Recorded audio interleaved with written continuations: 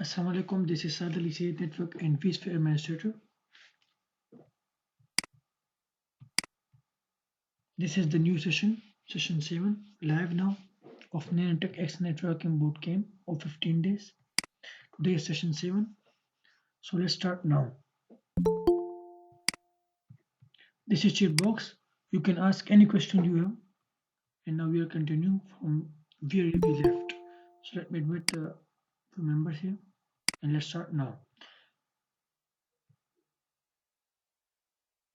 Yesterday, we discussed about random access memory in virtualization, private cloud, in cloud computing, public cloud, and in on-premises solution.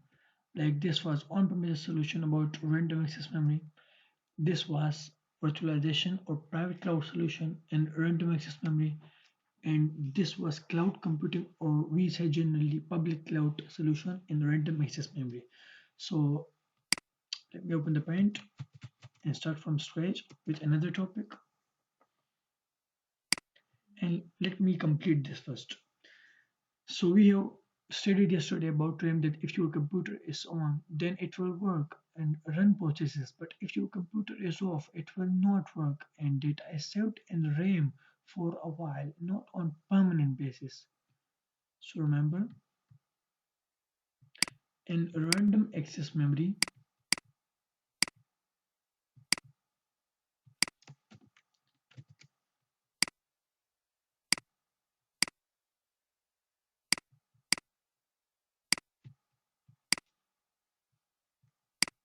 there are two types of situation in random access memory. First situation is known as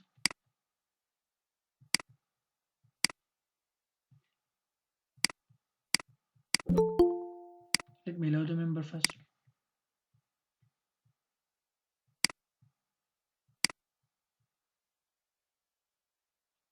First situation is known as permanent data storage.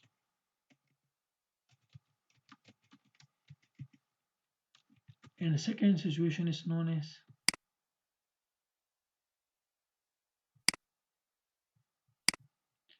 temporary data storage.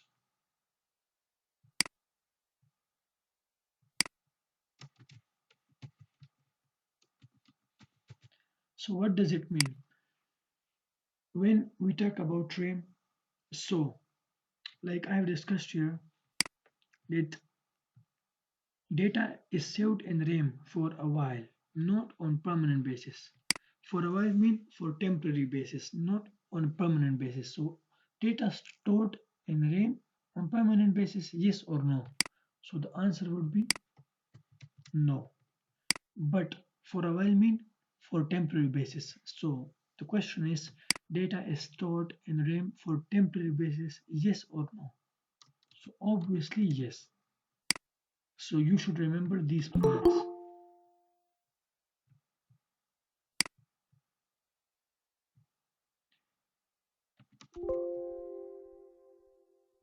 Let me show this first.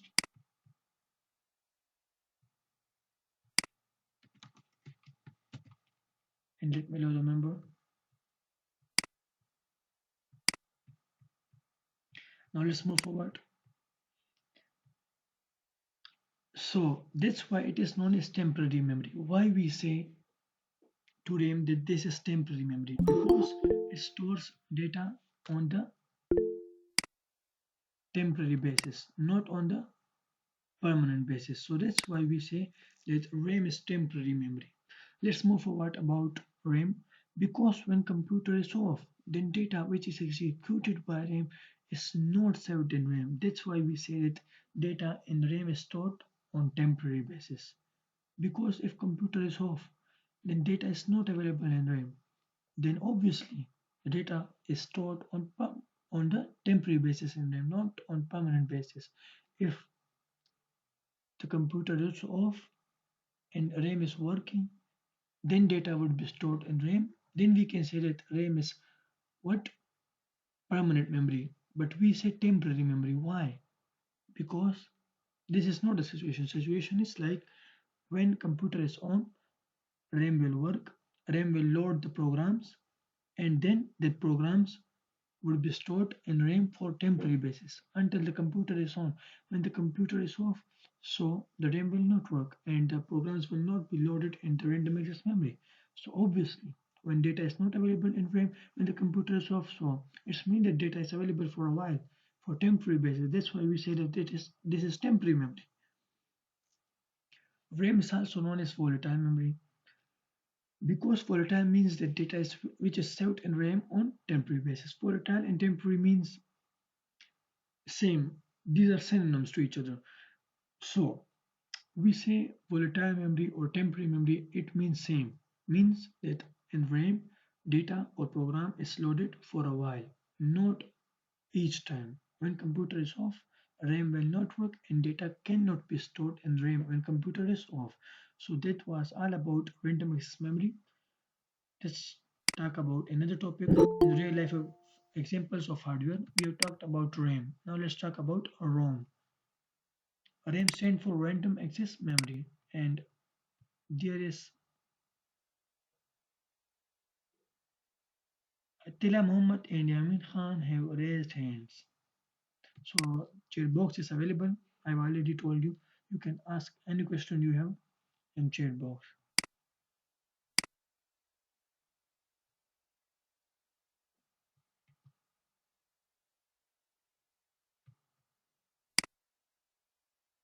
I think you people haven't any question. If you have a question, you can ask. Okay, so let's proceed further. We have talked about a real life example of hardware in detail about random access memory. We also analyzed random access memory in form of software and hardware into virtualization in the cloud computing and in on-premises solution. Now let's talk about ROM.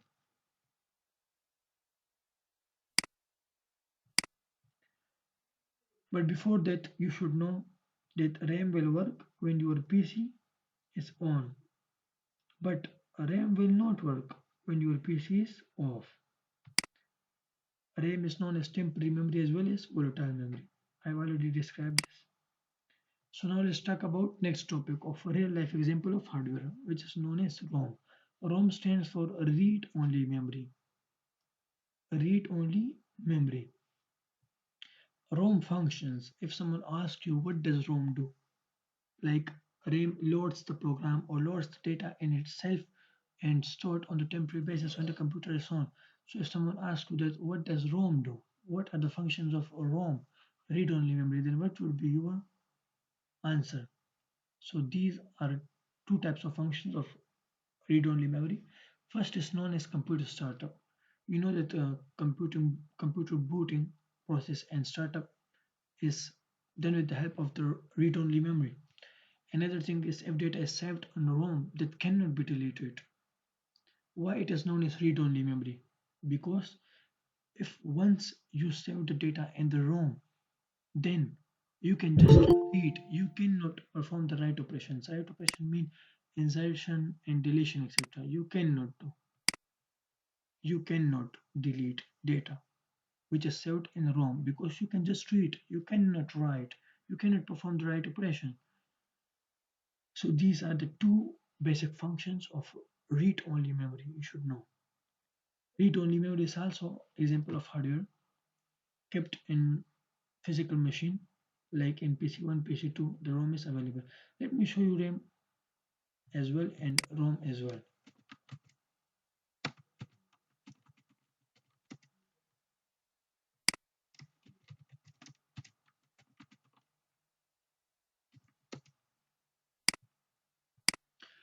These are some RAM hardware we use in on-premises solution, in virtualization, and in cloud computing. You can see this is RAM. These are our RAMs, but this is ROM.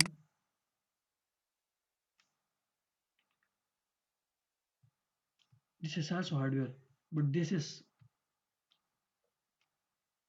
hardware in on-premises solution, not cloud computing and virtualization. It is software then. The same situation for the NIC and RAM we have described in the previous sessions is for ROM as well. The data is hardware in on-premises solution and software in virtualization and cloud computing solution. Okay, so let's move forward. Our next topic is about central processing unit, which is too much compulsory to know in depth. So another example of hardware is CPU, central processor unit. But before starting discussing about CPU, you should know one thing.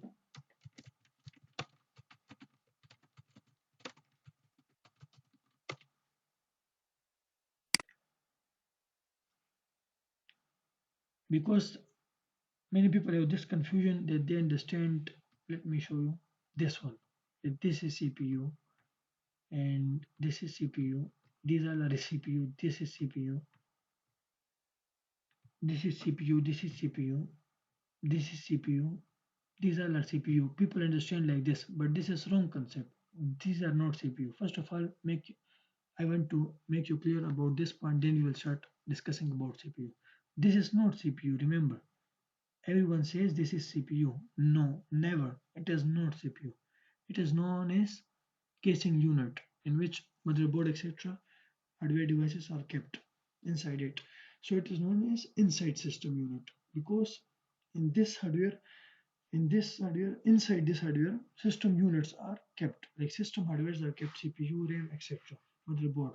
So this is not CPU. This is inside system unit. Remember, this is CPU. As you can see here, this is. These are CPUs, not this one. This is an inside system unit. First, I want to make you clear that this is inside system unit and this is CPU. So cut. So remember this point, okay?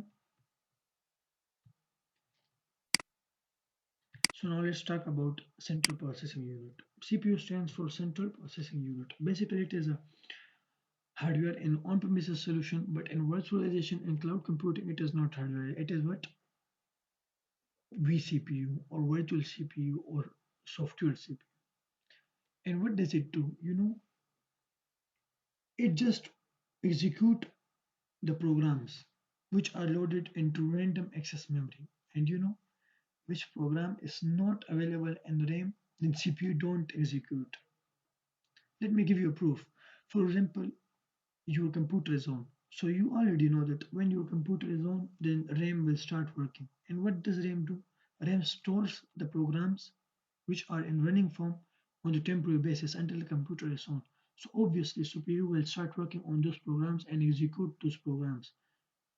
Then after execution, you can work on those programs, on those applications.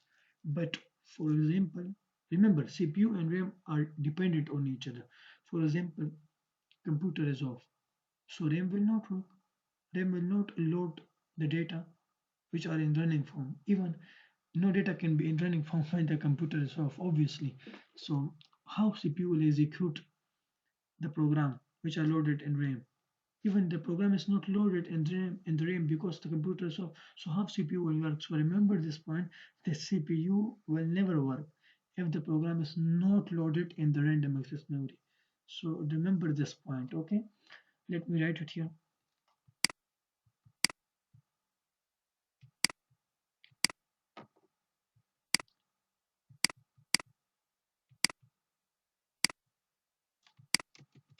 CPU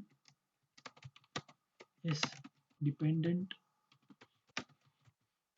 on RAM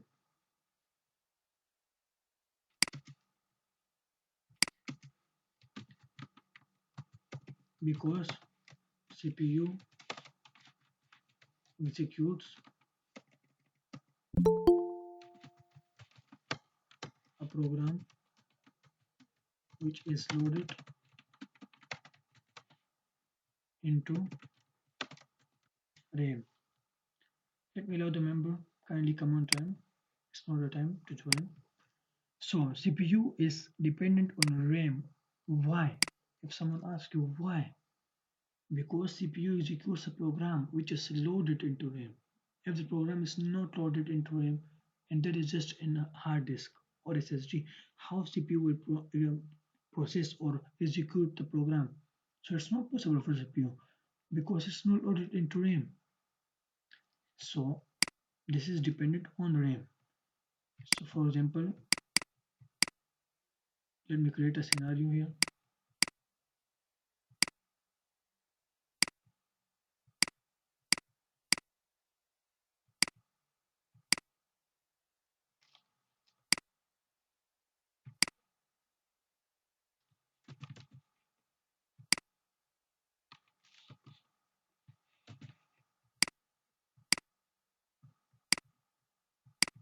Now look at this point.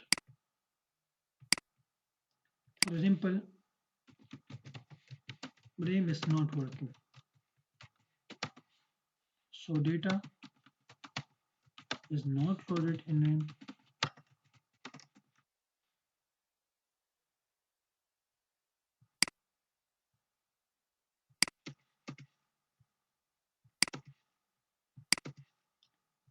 So the answer is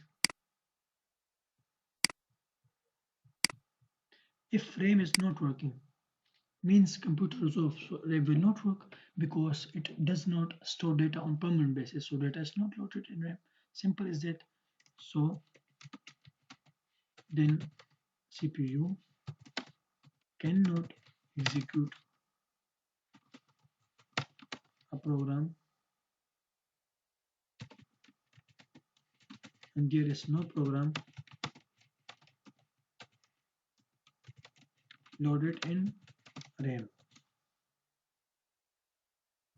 So it simply means so then CPU cannot execute a program. Why? When there is no program loaded in RAM. If there is no program in RAM, computer is off. So how CPU will execute a program? Obviously. But in another situation, if RAM is working, means computer is off. So data would be loaded into RAM. What does data mean? You know, data mean the running programs. The running programs will be stored in RAM, but those programs which are not in running phase that will be just stored in hard disk. Remember this point. So RAM is working, so data would be loaded into RAM until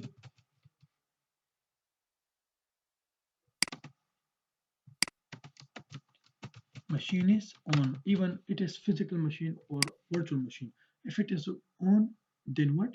RAM will start working and it would store data on which basis? Temporary basis, not on permanent basis. So remember this point. So what would be the situation when the RAM is working and data is loaded into RAM? So what would be the situation with the CPU? Have you think about this situation? So CPU will execute a programs because programs would be in a running form. CPU will execute program. Why? What can be the reason? Because program would be in running form. They will need execution. Without execution, how program will execute and you can work in program? So that's why CPU will execute the program which is in running form. And running programs are stored on temporary basis when the machine is on in which hardware? RAM. But in virtualization or cloud computing, that is not hardware, that is software known as VRAM or virtual RAM. Okay. So let me show this.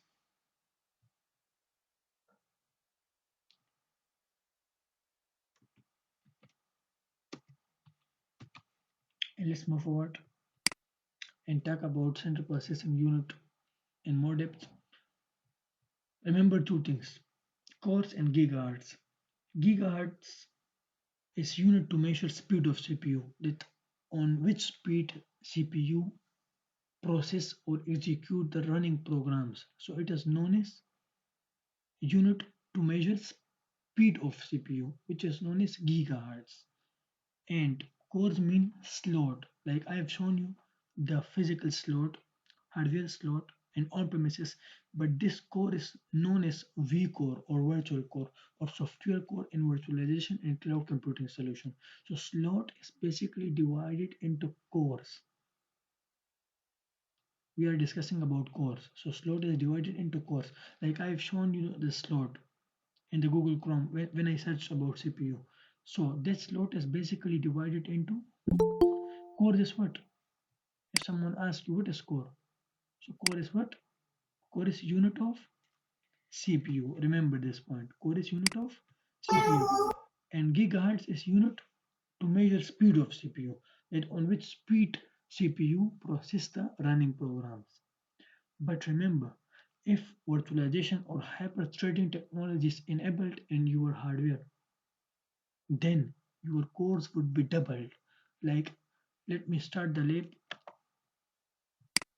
go to Task Manager and check that your cores are doubled or not by checking that your hyper-threading or virtualization technology is enabled in your system or not. So go to Performance, go to CPU and look at this. There is only one socket like I've shown you, and let me show you again if you don't remember.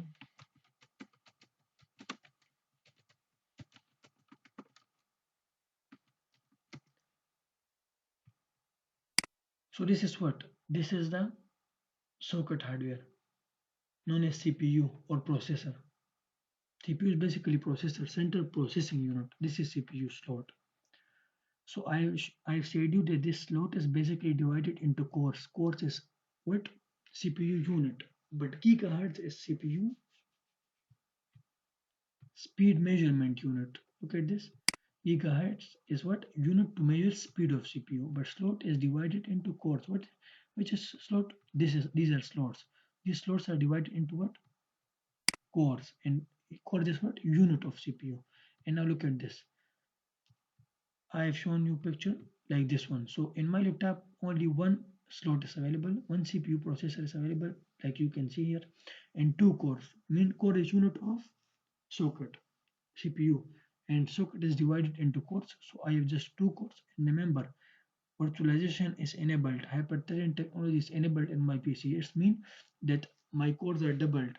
My logical processor, my cores are what? Four, not two. It is doubled.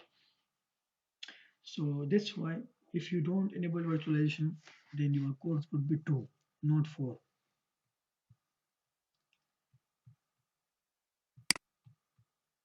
You can ask any question if you have.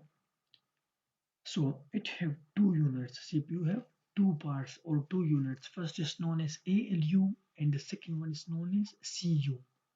ALU stands for Arithmetic Logical Unit, in which we perform these operations: arithmetic operation and logical operation in this unit. Arithmetic operations mean plus, minus, divide, modulus, and multiplication. Logical operations mean greater than, less than or equal to, greater than or equal to, or assigned to, or not equal to. But another unit or part of CPU is known as CU, which stands for control unit, in which you control the programs. Decision on execution of program. How you control program? You take a decision that which program would be executed first. So these decisions are taken in the unit known as control unit, which controls the programs, that which program would be executed first and which would be executed laterally. So that was it about CPU. But now let's understand CPU situation in these three technologies: on-premises solution, virtualization solution, and cloud computing, AWS or Azure solution. Then we will proceed further to motherboard. So the first task is on-premises solution. Okay. So first of all, give me 1 to 2 minutes to try it. Then I will make you clear on this. Okay.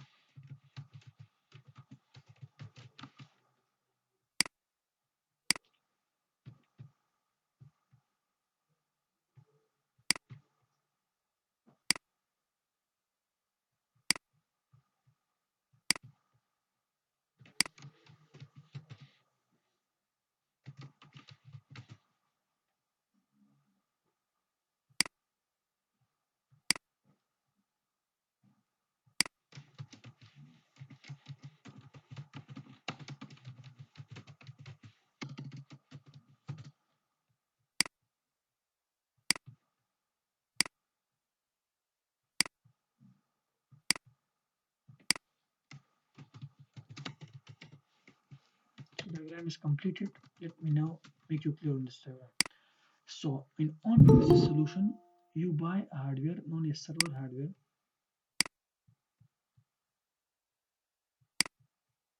Server hardware. So in server hardware, there is CPU or slot or processor, whatever you want to say. Three, three are correct. Slot is also correct. CPU is also correct, and processor is also correct for this term. So which executes the program basically, which are loaded into RAM. I will describe it. So now look at this. You install operating system or the server hardware and you install application on the operating system.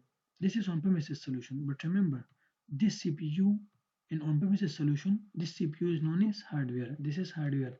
So this is about what? On-premises solution.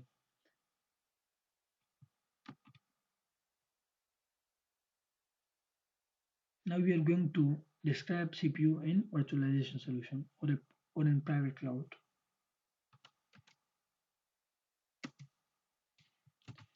Now give me a minute to draw the diagram, then I will explain.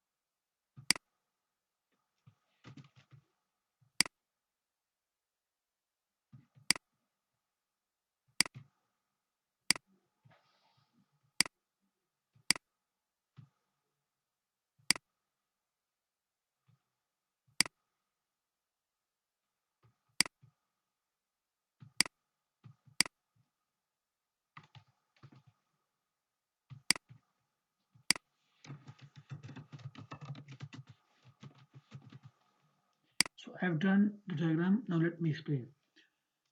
First of all, in virtualization, or if you want to create your own private cloud, so you will buy a server hardware in which there are many resources of CPU, RAM, and hard disk, etc. So you will buy server hardware and you will install software hypervisor on which you will create virtual machines. For example, you need 4 operating systems, so you will create 4 virtual machines. On the top of our operating system, you can install applications as well. Now remember that obviously this is also a machine, physical machine, which we say PM physical machine, but these are VM virtual machine. So all are machine. So there are 5 machines in this environment: one, two, three, four, five. But the problem is that, for example, in this machine, this machine, this machine, this machine, this machine, some programs would be loaded in RAM and CPU will execute. So it means that this machine also needs CPU, this also needs CPU.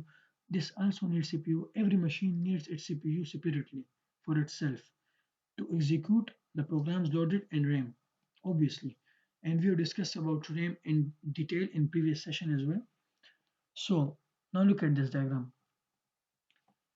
For example, this is app and it is in running form and this VM is on. So what? So it would be loaded in RAM and CPU will execute that program. But the problem is which CPU? This CPU, which is in this virtual machine.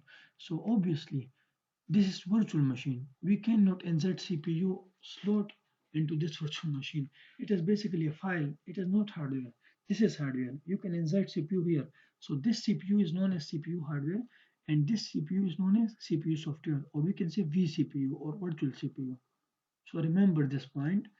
For example, let me make you clear with an example. For example, I've already told you the CPU slot, which is divided into what? Into its units. Which unit? You know which unit?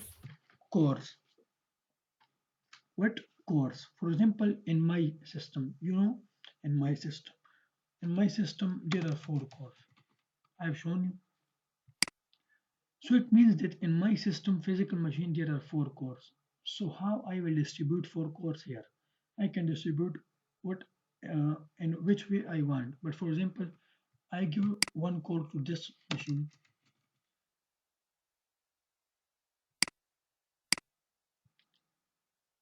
one core to this machine, one core to this machine, one core to this machine.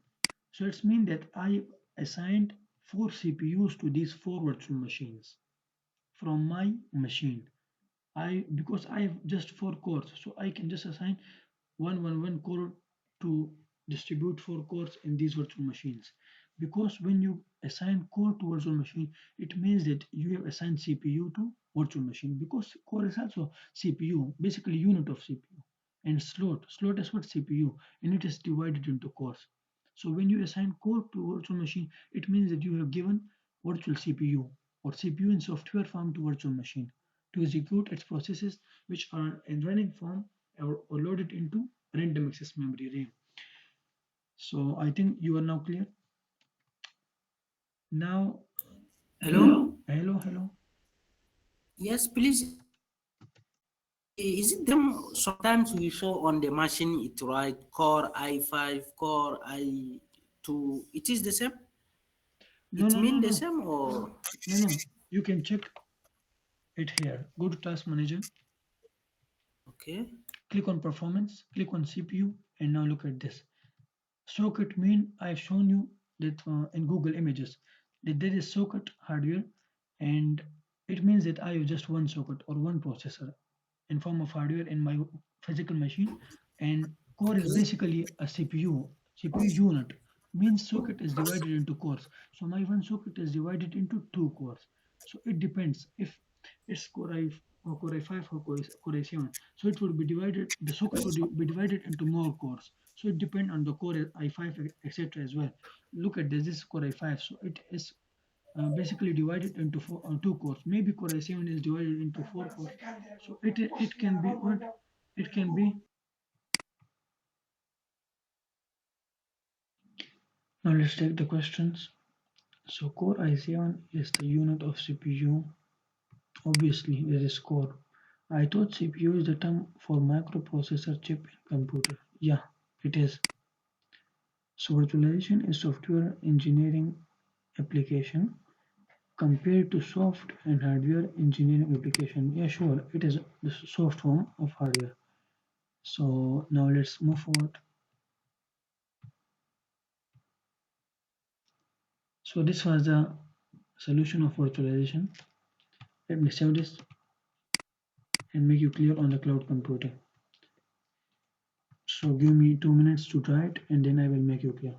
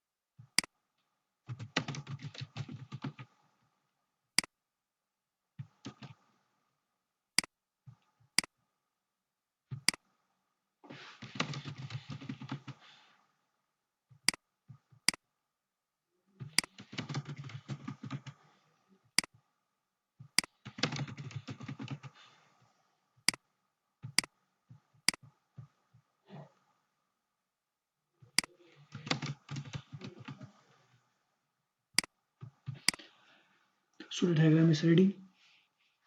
Now let me make you clear. But first let me tell you that what is this.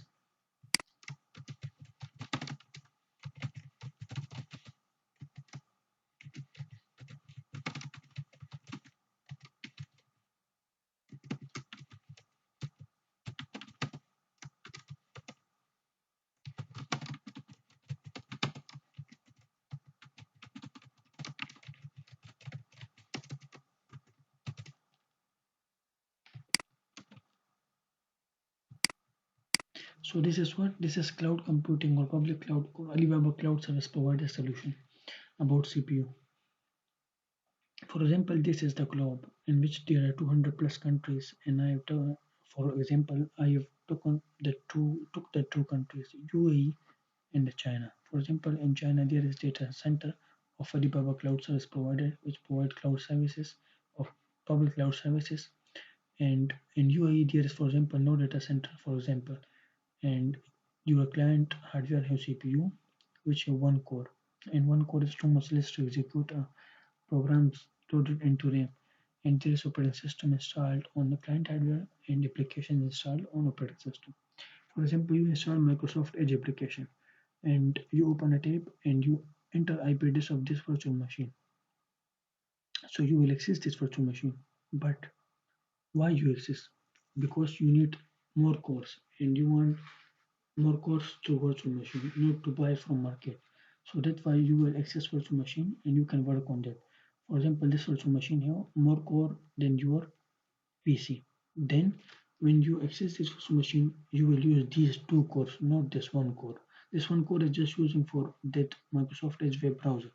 So this have many resources. Why? Because it is created over the hypervisor, and hypervisor is installed on server hardware. And you know server hardware have many resources like here 6 cores, and client hardware have no resources, so means less resources. So it have one core. So we have installed hypervisor and created 3 virtual machines on hypervisor and distributed cores. So this is 6 core CPU. So that's why we have distributed two cores to each virtual machine because we have created 3 virtual machines. So now look at this because we are discussing CPU. So now look at this. What is this? And what is this? Basically, these are, we can say, CPU is hardware. Here CPU is hardware and client and server hardware. Because these are hardware physical machines, that is why CPU is hardware here. Focus on the lecture because we are going to end the session. And now look at this. These are virtual machines. So obviously virtual technology. So in virtual technology, these would be vCPU, virtual CPU, or we can say CPU is in form of what? Software.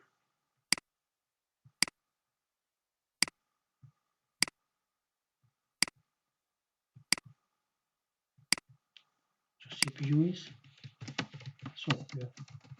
We can say vCPU. We can say virtual CPU. Okay. So this is the situation of CPU in cloud computing or public cloud or AWS or Azure or GCP or OCI or Alibaba cloud service provider, whatever cloud service provider you use. Let me save it.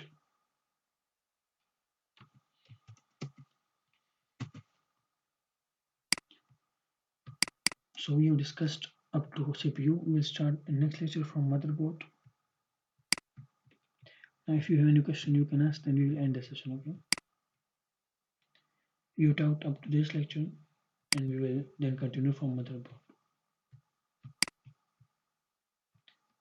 Now waiting for all of you questions, then we will end the session. What is hypervisor? Yeah. Hypervisor is Yes, please, hypervisor is software please me. on which we create virtual I want. machines. Let me give answer in the chat box.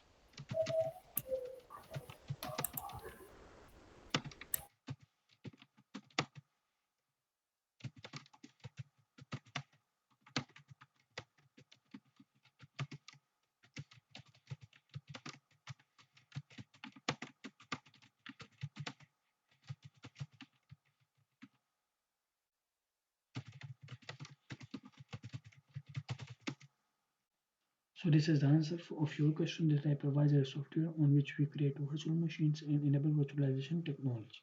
So let's take question from Abdullah. Yes, Abdullah.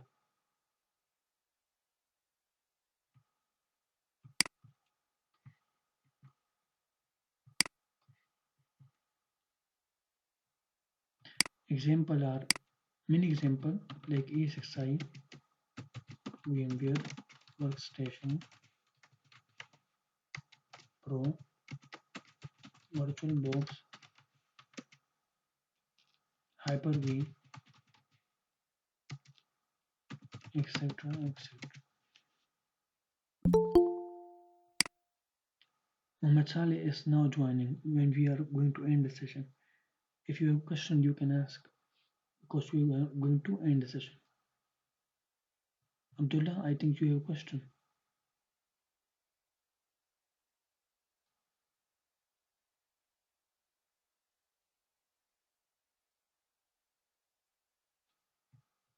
Okay, okay. In AWS. So in AWS,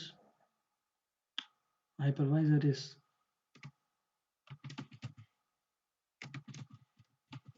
Zen server. Alpha says, no questions, sir. Everything is clear. Thank you so much. But again, I'm telling you, if you have any question, I will appreciate. AWS is a cloud computing service provider, and they use virtualization solution of Citrix company, and Citrix hypervisor is known as Zen server, so that's why they use Zen server.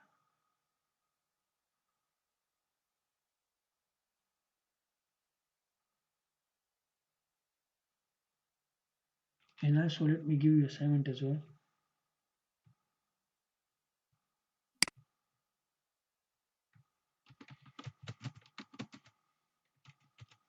And I'm giving you assignment, and you all should ask question. Then we will end the session. Okay.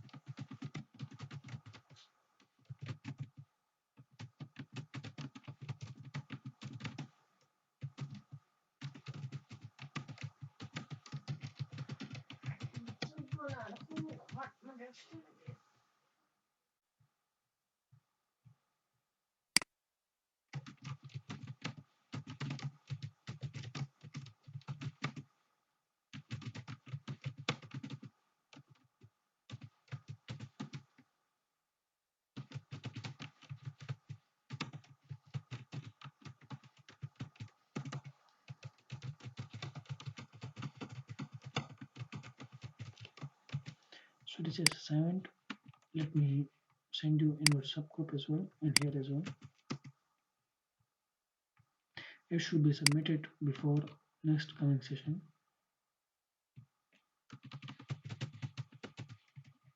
And now we are going to end the session. If you have any question, you can ask.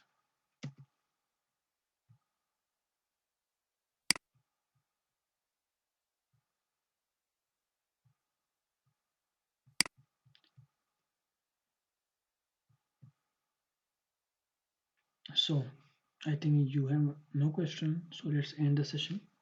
Thank you so much for having with us. Allah Hafiz. Goodbye.